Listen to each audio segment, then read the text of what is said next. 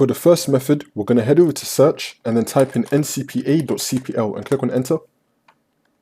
Once you're on it, you want to find where it says Wi-Fi. I'm using an Ethernet cable so it doesn't show for me, but for you it will say Wi-Fi. You want to right click on it and then click on disable.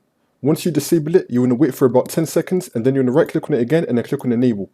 For the second method, we're going to double click on our Wi-Fi and then click on properties.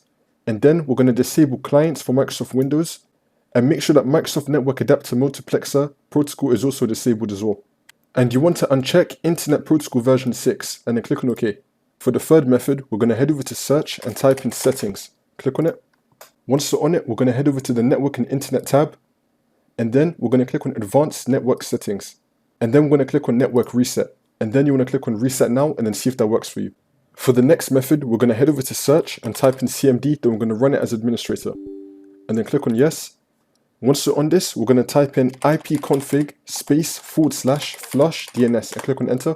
Once you do that, we're going to type in netsh space winsock space reset and click on enter. Once you do this, do not restart your computer yet. Finish the next method and then restart it after. For the last method, we're going to right click on the Windows Start icon and then head over to Device Manager. Once you're on it, we're going to open up network adapters and then you want to find your Wi-Fi. It's going to be something similar to what I'm going to put on screen right now. It should say wireless on it or it might say Wi-Fi on it. Once you find it, we're going to right click on it and then click on update driver and then click on search automatically for drivers.